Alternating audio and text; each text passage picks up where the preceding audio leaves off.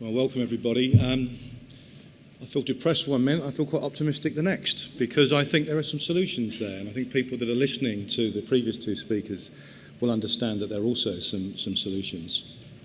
But let's get away from the optimism, let's get back to a bit of depression. What we've got in Norfolk actually is a really good arrangement generally in partnership working. It leads the way nationally in many respects. As an organisation, what we're doing is we're representing around 620 providers. Increasingly more voluntary sector providers are coming to us and we're supporting them. And a really key thing that we're doing, and we started 2 years ago, was that we started in partnership with Norfolk County Council, the first not-for-profit organisation to deliver partnership working across the piece. And I think that's very, very positive, and it's the sign really of a strong relationship and a local authority that's prepared to listen. And I'm with you for about 10 minutes. I'll then hand over to Tracy Warville, who is with Norfolk CareLink, which sits under Norfolk Independent Care and within Norfolk Independent Care, delivering these services. So she's going to talk about that. But for now, I'm going to talk about, I think, some of the challenges as we see them, as I see them. I like Peter Drucker. I like a lot of what he says. I believe in what he says. And I think if we listen to what David Pryor and Martin Green both said, is, I think there is light, but it's going to be very, very tough. And we've got to start changing things. If we don't change things, we've got a problem. And the best way to change things, the best way to predict things is to change, is to actually create that change. And that's what we have to do. But before we do, we need to consider some of the key challenges. And I think the three key challenges are workforce, funding, and culture. A lot of what's said today is linked to culture. Don't underestimate the importance of getting the culture right. It can make a huge difference. Workforce is what concerns me most. I think we have some really big issues. And when we consider that 80% of our frontline staff working in this county and across the piece are paid at minimum wage, £6.50. An increasing number of 0 hours contracts. So we've got low paid people with 0 hours contracts, don't know when they're going to get work often. They've got the poor perception as well. So if we look at all of those things, are we really surprised that we're going to have workforce? We have got workforce deficits. We've got an increasing demand. We've got a very, very poorly paid and rewarded and valued workforce.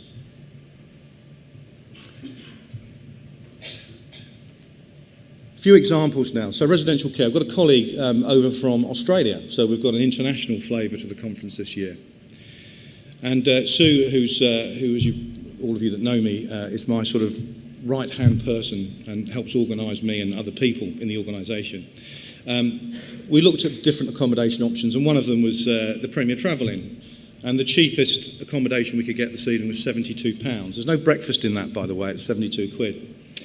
And whilst I would accept that a lot of the places, a lot of the published rates for Norfolk County Council, Norfolk are paying more than that, there are still beds that are commissioned and being paid for at as little as £455 a week. In fact, lower than that, £329 a week in certain parts of the county. Just think about that. Just think about what you actually get with your travelling experience and what you get in a care home. And it is absolutely scandalous that we're in the position where the range per hour for 24-hour care at the lower levels is between £1.95 and £2.70. I just don't see how that situation can continue and how we can expect quality when we're paying people so poorly.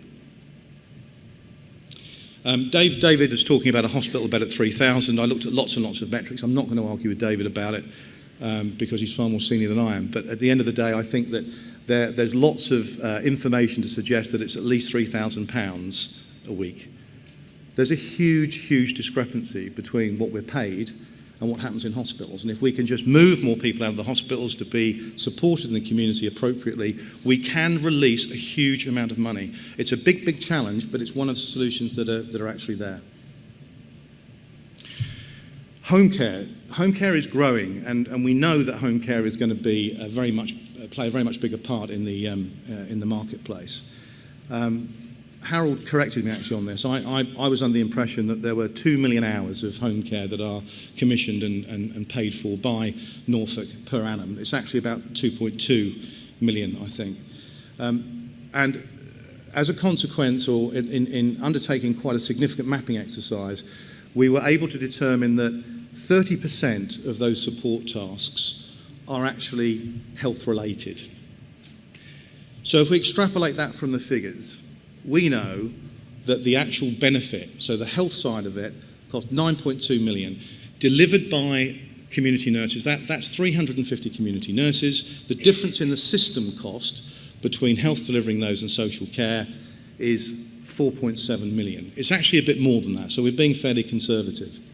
4.7 million pounds is £2.35 an hour for every hour of care that's delivered by our members and by the voluntary sector.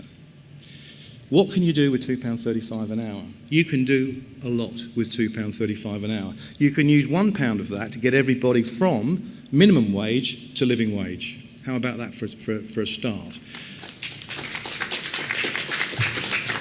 But this is where Martin and David are absolutely right. What we've got to do, we have to transfer resource. If we don't transfer resource, we are in very, very big trouble. I think we're in trouble now. But actually, it's going to get worse. There's no question about that. So we have to think about what the solutions are, and then we have to act. And often, I think people do know, but I think it's the actions that are the problem. And why is the independent sector used as much as it is? Well, I mean, it wasn't that long ago that only 9% of home care was actually provided by the independent sector. That's now completely changed round. So we've now got 90% virtually that's delivered by the independent sector. And if we go back to 2012, we can see the reasons why. Pretty much the same margins apply now. The average cost for local authorities delivering home care was over £35 a week, and the independent sector was delivering at half that cost. So again, not much has changed. And considering quickly that a day in the life of a carer, I can't really cover this in the way that I would like to, because I asked one of our members to provide a kind of a snapshot, and she emailed me 7 pages of what a carer does in one day. So just consider, and anybody who's spent time in a care home, a dementia care home, but a lot of care homes now that are supporting people with a lot of confusion, low levels of dementia, but confusion, it's an incredibly taxing job. So you'd think that would really affect the quality, and it is affecting the quality, I believe. However, this is quite an interesting slide, and it's a slide that a lot of people simply don't believe. Well, you may not believe it, but actually these are statistics that were published by CQC back in 2012. Now, I suspect that the situation has deteriorated since then. I'd be surprised if it hadn't, and we'll see. But this was quite a large study. So it covered 22,000 providers in 40,000 locations. So it's really quite significant. And as you see, the quality side of it, when you consider what the independent voluntary sectors are paid and the quality that's delivered, it's fabulous value for money. And we can do more, but we need to have the conversations, and then we need to follow those with action.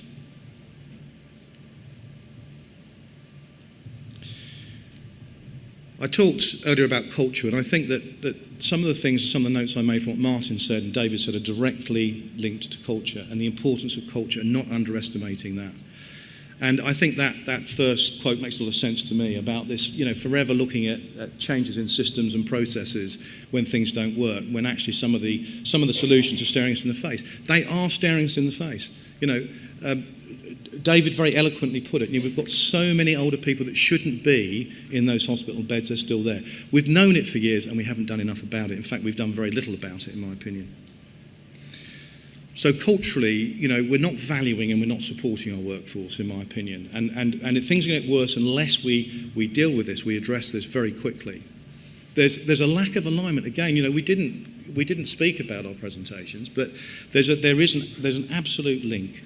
And there is a real lack of alignment between the board, the management, and the frontline staff. Anybody who thinks there isn't are deluding themselves. Okay, there is definitely a significant problem, and that again comes back to culture.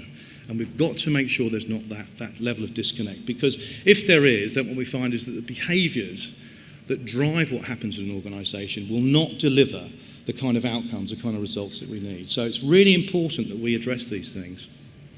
Because what's happening is there's a disconnect. There's a huge disconnect. And that disconnects a number of fronts. So, we talk about what we want from our frontline carers. We talk about how we value them, but we don't, because we don't pay them properly.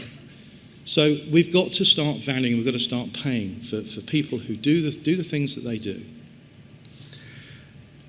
The disconnect culture, I mean, does that cost us? You bet it costs us. Do you know that this week the NHS broke for the first time 5.5 billion as a figure use of agency staff? 5.5 billion pounds on agency staff. Does that have cultural implications? Of course it has cultural implications. That tells you that the culture is wrong. Otherwise you would not be using it. I've run larger organisations, eradicated use of agency staff because it's the thin end of the wedge. And the NHS is spending 5.5 billion on agency staff.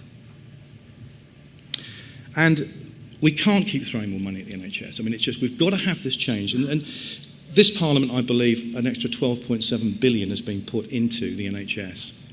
How much has gone into community services? So if we accept the premise that if we do a better job in the community, we take pressure off the health system, why are we still putting so much more money into the NHS over this Parliament, but we're not addressing the issues in the social care system? We're not seeing it, and we need to make sure that we drive this change. And the final thing before I hand over to Tracy Warville, who's going to talk about some of the very positive partnership working that we're doing, is it's around the construct and the way we see the return for the sector, what the sector should and shouldn't be doing, the contractual constructs as well, around creating an impression where it's kind of a Selfridges offering, but actually we're delivering pound stretcher. And we've got to deal with that.